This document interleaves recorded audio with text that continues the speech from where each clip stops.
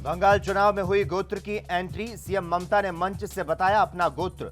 ओवैसी ने किया पलटवार, कहा हमारा क्या जो जनेऊधारी नहीं।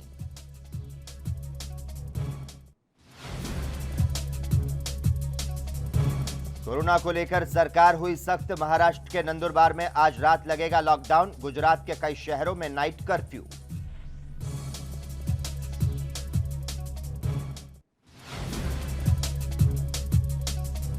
ड्रग केस में एनसीबी ने एक्टर एजाज खान को किया गिरफ्तार, एजाज के साथ लेकर अंधेरी और लोखंडवाला में की गई छापेमारी।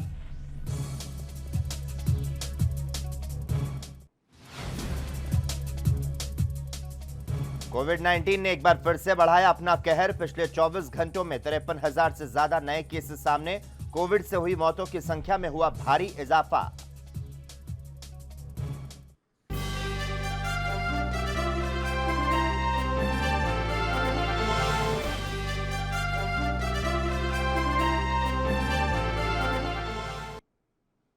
नमस्कार, खबर दोपहर में आपका स्वागत है और मैं हूं आपके साथ लोकेश जगवानी। खबरों की शुरुआत करेंगे विस्तार के साथ, लेकिन सबसे पहले रूबरू करवाते हैं इस वक्त की बड़ी खबर से। पंजाब के मोगा से इस वक्त की बड़ी खबर सामने आ रही है, जहां पर छात्रों के माता पिता प्रदर्शन कर रहे हैं। स्कूल खोलने को लेकर यह प्रदर्शन किया जा रहा है। कोविड-19 महामारी के चलते लगातार स्कूल बंद हैं और इसे खोलने को लेकर अब जो प्रदर्शन है वो अभिभावकों द्वारा किया जा रहा है। अध्यापकों और विद्यार्थियों के अभिभावकों ने रोष प्रदर्शन किया है। रोष प्रदर्शन करते हुए स्कूल खोलने की इच्छा को जाहिर किया। अभिभावक बोले, बच्चों का जो भविष्य है वो खराब हो रहा है, बच्चों की पढ़ाई को लेकर उचित कदम उठाने चाहिए। कोविड-19 के बढ़ते मामलों को देखते हुए पंजाब सरकार ने स्कूल कॉलेज बंद रखने के आदेश दिए हैं और ऐसे में निजी स्कूलों की ओर से लगातार और अभिभावकों की ओर से लगातार पंजाब सरकार के खिलाफ प्रदर्शन करते हुए स्कूल खोलने की मांग की जा रही है। पंजाब सरकार के स्कूल कॉलेज बंद करने के फैसले के खिलाफ संघर्ष जो है वो तेज हो चुका है। अध्यापकों और विद्यार्थियों के अभिभावकों ने रोष प्रदर्शन करते हुए स्कूल खोलने की इच्छा जाहिर की और कहा कि बच्चों के खराब हो रहे भविष्य के प्रति सरकार को चिंता जतानी चाहिए। अभिभावकों ने कहा कि लॉकडाउन के दौरान स्कूल अध्यापकों द्वारा बढ़िया और प्रशंसनीय ढंग से ऑनलाइन पढ़ाई करवाई गई, लेकिन फिर भी जो शिक्षा प्राप्ति स्कूल में एक रूटीन और अनुशासनिक माहौल में रहकर होती है वो ऑनलाइन ढंग से संभव नहीं है। तो स्कूल बंद होने से विद्यार्थियों की पढ़ाई प्रभावित हो रही है। विद्यार्थियों में पढ़ने का जो शौक है वो घटता जा रहा है। क्वालिटी एजुकेशन और नौकरी के लिए विद्यार्थियों की एलिजिबिलिटी मायने रखती है, क्योंकि कमजोर विद्यार्थी परफॉर्म नहीं कर सकते और स्कूल बंद करने से बच्चों पर ही नहीं, स्कूल से जुड़े दूसरों के रोजगार जैसे driver, conductor, publisher, book printer, book seller, stationery, कपड़ा उद्योग, सभी की रोजी रोटी पर इससे कहीं ना कहीं बड़ा प्रभाव पड़ता है। और सभी स्कूल विद्यार्थियों की सुरक्षा को ध्यान में रखते हुए खोले जा रहे थे और सभी गाइडलाइंस का पालन किया जा रहा था और अब रोष प्रदर्शन करते हुए स्कूल खोलने की इच्छा जो है वो जाहिर की गई है। अध्यापकों और विद्यार्थियों के साथ साथ अभिभावकों ने भी रोष प्रदर्शन किया है। तो पंजाब के मोगा से इस वक्त की बड़ी खबर, छात्रों के माता पिता प्रदर्शन करते नजर आए। स्कूल खोलने को लेकर यह प्रदर्शन हो रहा है और इस खबर पर ज्यादा जानकारी देने के लिए सूरज मित्तल इस वक्त हमारे साथ फोन लाइन पर जुड़ चुके हैं। सूरज, अध्यापकों और विद्यार्थियों के अभिभावकों ने रोष प्रदर्शन किया, रोष प्रदर्शन करते हुए स्कूल खोलने की इच्छा को जाहिर किया है, क्या कुछ अपडेट है मोगा से इस वक्त? बिल्कुल, जो कोरोना के चलते पंजाब सरकार की ओर से प्रशासन की तरफ से जो स्कूल बंद करने के लिए कहा गया है, उसको लेकर आज मोगा में स्कूल के प्रबंधकों द्वारा, टीचरों द्वारा और जो स्कूल में बच्चों जिन्होंने बच्चों को ले जाने के लिए बसें लगाई हुई हैं उनके द्वारा जो मोगा की नई अनाज मंडी में जो रोष प्रदर्शन किया गया और वहां से एकत्रित होकर जो मोगा के जोगिंदर सिंह चौक तक एक रोष रैली भी निकाली गई है और मांग की गई है कि स्कूलों को बंद न किया जाए बल्कि उनको किसी और तरीके से हल किया जाए, डिवाइडेशन की जाए, बच्चों की डिवाइडेशन की जाए ताकि जो स्कूल का चल सके। और क्योंकि पिछले साल जो है एकदम से सब कुछ बंद होने के बाद सारा कुछ जो है डगमगा के रह गया था, जिसको लेकर आज स्कूल के प्रबंधकों ने भी जो है इस मांग उठाई है कि स्कूल जो बंद ना किए, स्कूल खोले जाएं। हालांकि वो अपने जो बच्चों में स्कूल में बैठने की गिनती को थोड़ी दूरी पर बिठा के रखेंगे। उन्होंने ये भी कहा है भी सोशल डिस्टेंस का भी ध्यान रखेंगे, मास्क का और वहाँ पे हाथ धोने का सब कुछ ध्यान रखा जाएगा। लेकिन जो सरकार है कोरोना के चलते वो संजीदगी अपनी दिखा रही है और जिसको लेकर उन्होंने स्कूल बंद का जो ऐलान किया, जिसको लेकर आज रोष भी देखने को मिला है। हालांकि प्रशासन ने तो यही कहा है जो सरकार के आदेश हैं उनकी पालना की जाएगी, लेकिन लोग जो हैं वो स्कूल अपने बच्चे को कुछ भेज भी रहे हैं, कुछ नहीं भी भेज रहे। हालांकि जो प्रबंधक हैं, स्कूल के प्रबंधक हैं, वो इस बात का रोष जाहिर करते बिल्कुल, तो दिखाई कहीं दे ना रहे कहीं पंजाब सरकार के स्कूल कॉलेज बंद करने के फैसले के खिलाफ अब जो संघर्ष है वो तेज हो चुका है। अध्यापकों और विद्यार्थियों के अभिभावकों ने रोष प्रदर्शन करते हुए स्कूल खोलने की इच्छा को जाहिर किया है। धन्यवाद सूरज, तमाम जानकारी देने के लिए, हमारे साथ इस मुद्दे पर जुड़ने के लिए।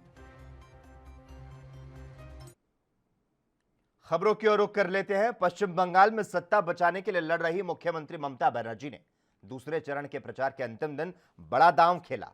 ममता बनर्जी ने मंच से अपने गोत्र का खुलासा किया, जिसके बाद राजनीति एक बार फिर से गर्मा गई।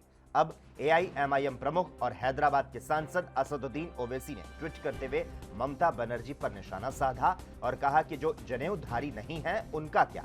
असदुद्दीन ओवैसी ने ममता बनर्जी के बयान पर टिप्पणी करते हुए लिखा, जो लोग शांडिल्य या फिर जनेऊदारी नहीं है, किसी भगवान के भक्त नहीं है या फिर कोई पाठ या चालीसा नहीं करते, उनका क्या। हैदराबाद सांसद ने आगे लिखा, हर पार्टी को लगता है कि उसे जीतने के लिए खुद को हिंदू दिखाना जरूरी है। यह नियमों के खिलाफ है, अपमानजनक है और सफल होने वाला नहीं है।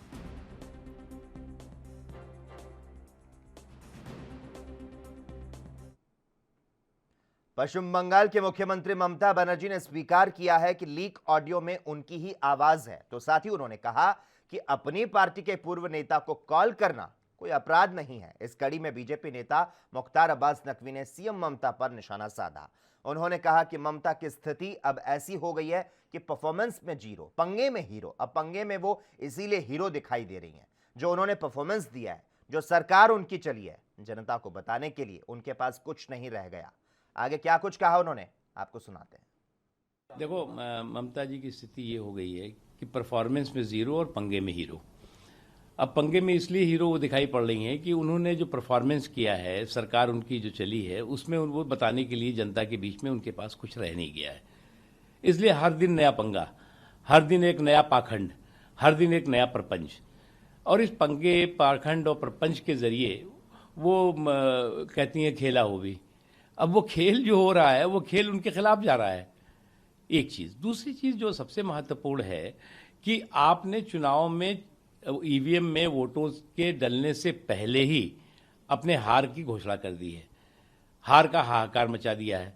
और आपने भी से कहना शुरू कर दिया है कि चुनाव आयोग हमारे खिलाफ है, बीजेपी हमारे खिलाफ है, सभी लोग हमारे खिलाफ है, ताकि जब चुनाव में जनता आपको जनादेश नहीं देगी, आपको हराएगी, तो आप कहेंगे कि साहब जो जनता ने नहीं हराया, ये तो जो है अभी ईवीएम ने हरा दिया। ये अभी उसकी जो है वो पहले से जो है वो भूमिका बनाई जा रही है। और ये जो कहा जा रहा है कि साहब जो हमें वोट नहीं देगा हम देख लेंगे, ये कर लेंगे, ये गुंडागर्दी है, अराजक। खबर दोपहर में खबरों का सिलसिला लगातार जारी रहेगा। यहां रुकते हैं छोटे से ब्रेक के लिए।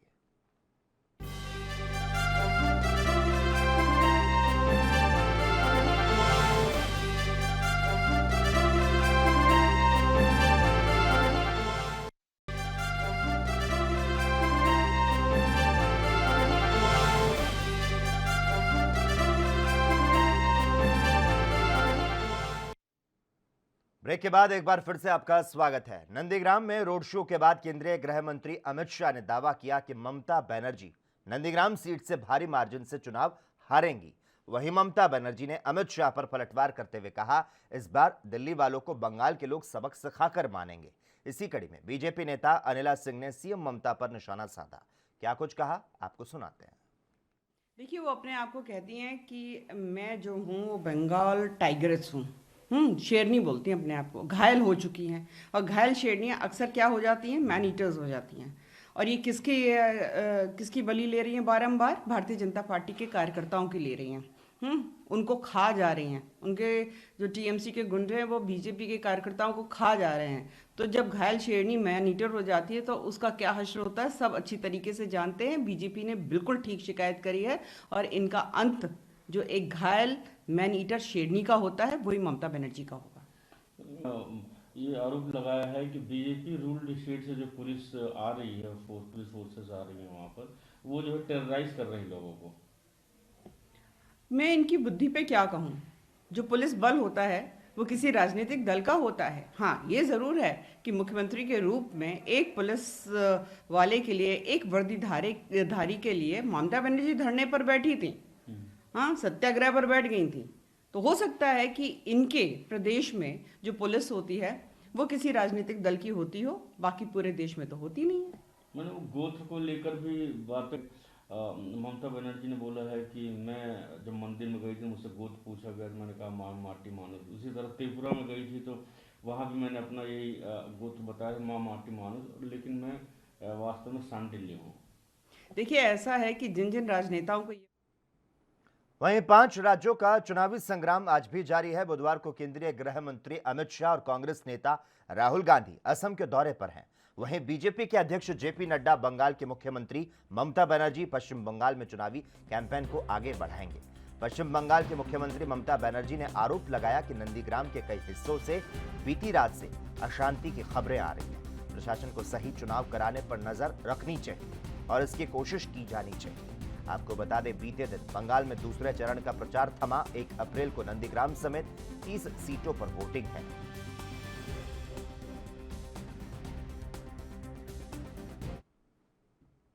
होली के पर्व के बाद मुख्यमंत्री योगी आदित्यनाथ एक बार फिर दूसरे राज्यों में चुनावी रंग जमाने के लिए मैदान में उतर चुके हैं। भारतीय जनता पार्टी के फायर ब्रांड स्टार प्रचारक योगी आदित्यनाथ केरल और तमिलनाडु के लिए 2 दिवसीय चुनावी प्रवास पर हैं। आपको बता दें, अपने सख्त फैसलों और चर्चित चेहरा होने की वजह से देश भर में होने वाले लगभग हर चुनाव में योगी की मांग बतौर स्टार प्रचारक जबरदस्त रहती है। इसे देखते हुए पार्टी ने उन्हें खास तौर पर बंगाल में लगाया। इसके साथ वे असम, तमिलनाडु, केरल और पुडुचेरी में हो रहे विधानसभा चुनाव के लिए प्रचार कर रहे हैं। सीएम योगी गुरुवार को भी दिन भर अलग अलग शहरों में जनसभाएं और रोड शो करेंगे और रात लगभग 10 बजे वापस लखनऊ आएंगे।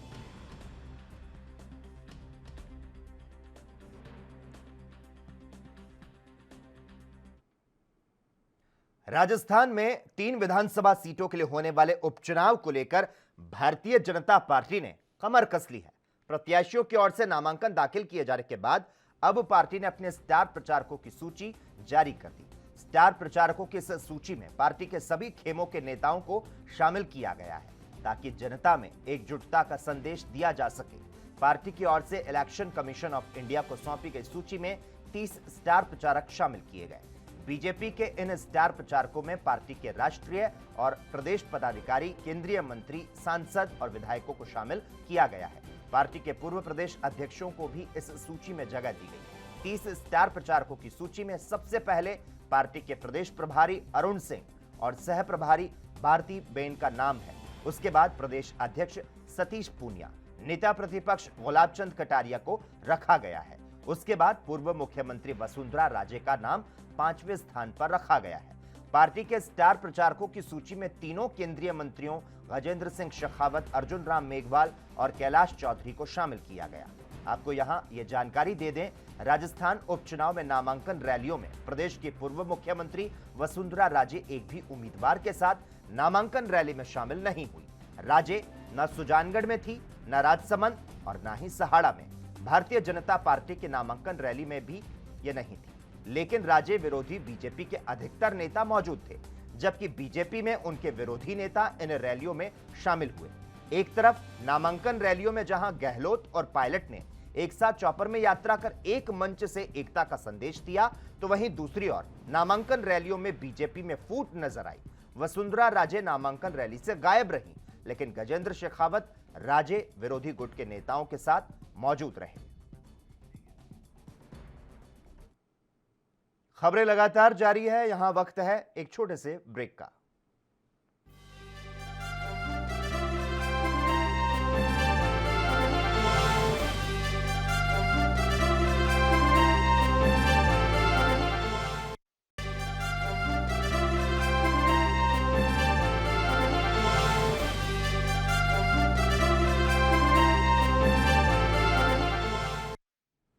ब्रेक के बाद खबर दोपहर में एक बार फिर से आपका स्वागत है। तमिलनाडु में अपनी जड़ें मजबूत करने में जुटी भारतीय जनता पार्टी को प्रचार के मोर्चे पर फजीहत का सामना करना पड़ा।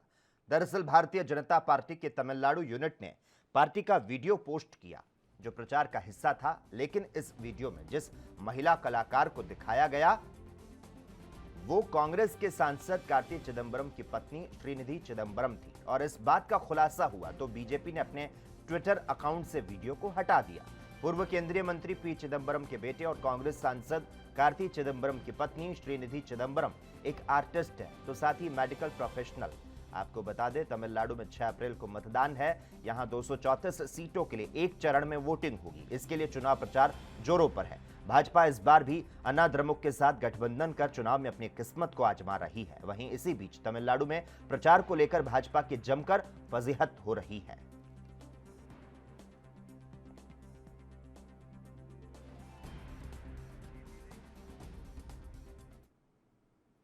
केरल में अगले महीने 6 अप्रैल को होने वाले विधानसभा चुनाव को लेकर कांग्रेस महासचिव प्रियंका गांधी मंगलवार से 2 दिन के दौरे पर केरल हैं। प्रियंका गांधी पहली बार दक्षिण में विधानसभा चुनावों में चुनाव प्रचार कर रही हैं।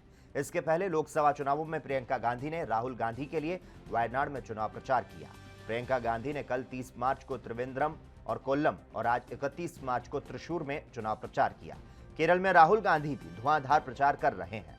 खास बात है कि जिन लोगों के लिए वो चुनाव प्रचार कर रहे हैं वो कांग्रेस के युवा नेता हैं जो पहली बार अपनी किस्मत आजमाने चुनावी अखाड़े में उतरे हैं।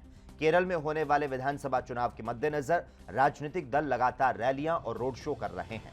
इसके तहत कांग्रेस नेता प्रियंका गांधी वाड्रा ने बिना नाम लिए बीजेपी पर करारा हमला बोला। उन्होंने कहा, झूठे वादे करने वाले भ्रष्ट लोग आपको बेवकूफ नहीं बना पाएंगे। आपको बता दें केरल विधानसभा की सभी 140 विधानसभा सीटों पर 6 अप्रैल को वोट डाले जाएंगे। केरल में एक ही चरण में चुनाव कराए जा रहे हैं। सभी सीटों पर वोटों की जो गिनती है 2 मई 2021 को की जाएगी। केरल में कांग्रेस की अगुवाई वाले यूडीएफ गठबंधन और वाम दलों की अगुवाई वाले एलडीएफ गठबंधन के बीच सीधी लड़ाई है।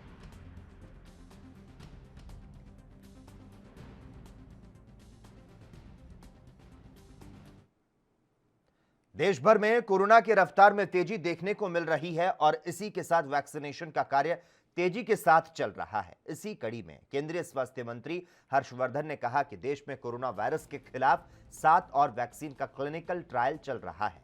आपको बता दें Delhi heart and lung institute में कोरोना रोधी वैक्सीन की दूसरी खुराक लेने के बाद उन्होंने ये बात कही।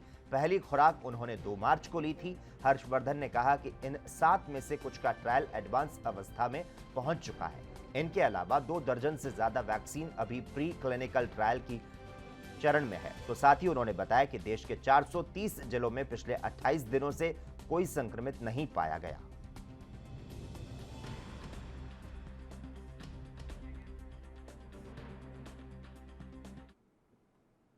उधर सपा प्रवक्ता अनुराग भदौरिया ने भारतीय जनता पार्टी पर हमला करते हुए कहा कि बीजेपी धर्म की राजनीति कर रही है। बढ़ती हुई महंगाई और कोरोना पर बीजेपी कोई चर्चा ही नहीं करती। पार्टी ने वहाँ पे एक अराजकता का माहौल बना रखा है।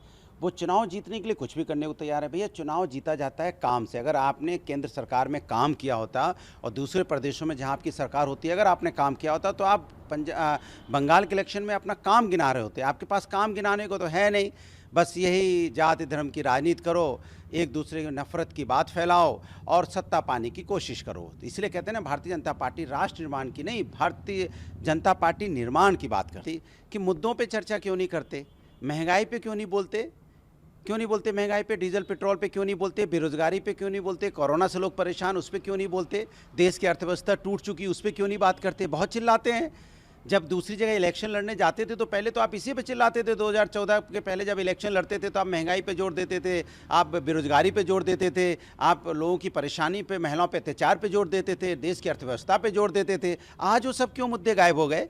क्यों आप सिर्फ जाति धर्म की राजनीति करना चाहते हो? क्यों नफरत की राजनीति करना चाहते हो? क्यों? क्योंकि आपने कुछ नहीं किया हिंदुस्तान के लिए। आप जब से सत्ता में आए हो सिर्फ सत्ता में रहने के लिए आप नफरत की राजनीति कर रहे हो, इससे ज़्यादा कुछ। वहीं बीजेपी नेता माधव भंडारी ने कोरोना महामारी को लेकर कहा कि लगातार कोरोना के आंकड़े बढ़ते जा रहे हैं। महाराष्ट्र सरकार कोरोना के रोकथाम के लिए कोई कदम नहीं उठा रही है। राज्यों में प्रभाव ना के बराबर है या मर्यादित है, नियंत्रित है। महाराष्ट्र में यह हालत क्यों है, इसके बारे में सरकार कुछ भी बोलती नहीं है। इसका खुलासा सरकार ने करना जरूरी है, वो सरकार करती नहीं है। ये प्रभाव रोकने के सरकार ने क्या कदम उठाए थे और अब क्या कदम उठाने जा रही है, इस विषय में सरकार कुछ बोलती नहीं है और केवल लॉकडाउन की बात कर रही है। तो ये सरकार पूरी तरह से असंवेदनशील है। जनता के प्रश्नों को लेकर इस सरकार को कुछ पड़ी नहीं। कैसे महाराष्ट्र में कोरोना के बाधितों की संख्या बढ़ती जा रही है, ये बहुत ही चिंताजनक बात है। इसमें खबरें लगातार जारी है। हम यहां पर रुकते हैं छोटे से ब्रेक के लिए, जल्द हाजिर होते हैं।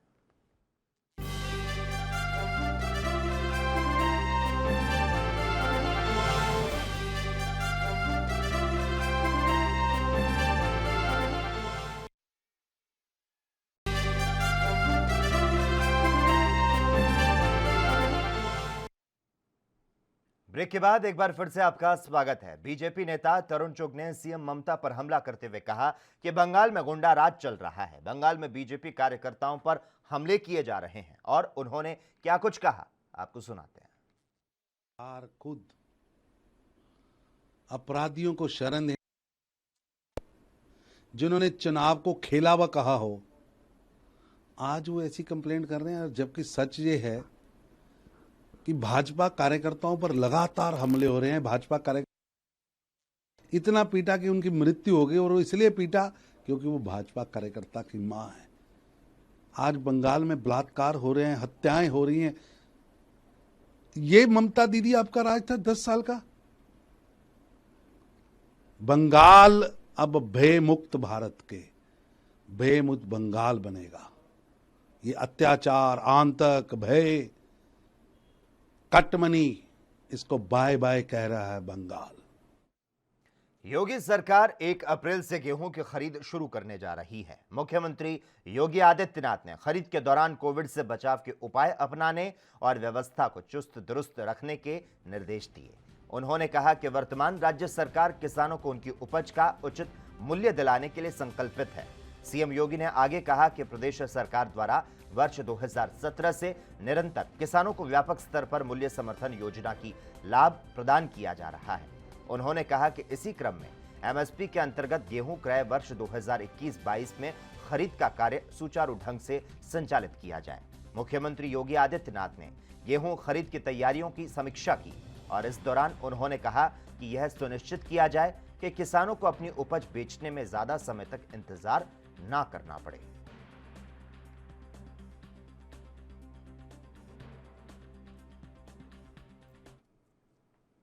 उत्तर प्रदेश के मुरादाबाद में दबंगों की दबंगई का मामला सामने आया, जहां दिन दहाड़े दबंग बेखौफ तरीके से एक दुकानदार से मारपीट और फायरिंग करते नजर आए। यह पूरी घटना वहां लगे सीसीटीवी में कैद हो गई। पीड़ित का कहना है कि बदमाशों ने उस पर 5 से 6 बार फायरिंग की, जिसमें उसकी जान जाते जाते बची। बहरहाल घटना के बाद पीड़ित ने मामले की जानकारी पुलिस को दी, जिसके बाद पुलिस ने मामला दर्ज करते हुए आगे की कार्रवाई को शुरू कर दिया है। मेरी कोई ऐसी किसी से कोई रंजिश नहीं थी, ना कोई मतलब था। और जो है मैं जो है कल के वारदात बताऊँ आपको। कल जो है जैसे मेरे घर पे 50-60 जो है, फिर जो है कल जो है इन्होंने वहीं पे जो है मिले थोड़ी देर, उसके बाद एक लड़का बोला कि वो ऐसा है कि ठाकुरों के वाला हम जो जलवा दिखाते हैं, तो उनने जो है प्रिंस नाम का लड़का और पवन का भाई है वो, और एक सचिन है, तो इन दोनों ने जो गोलियां चलानी चालू करी। गोली इन्होंने मारे, उन्होंने आके पहले बात तो इधर को पूरी मोटरसाइकिल लगाई, उसके बाद फिर लौट के आए, यहाँ खड़ी करी मोटरसाइकिल, मैं यहाँ बैठा था इधर की तरफ, उसकी विशेष की दुकान पर, विशेष की दुकान है ये। और इसी के साथ ही खबर दोपहर में बस इतना ही। तमाम अहम खबरों के लिए लगातार आप जुड़े रहिए हमारे साथ और देखते रहिए ANB न्यूज़।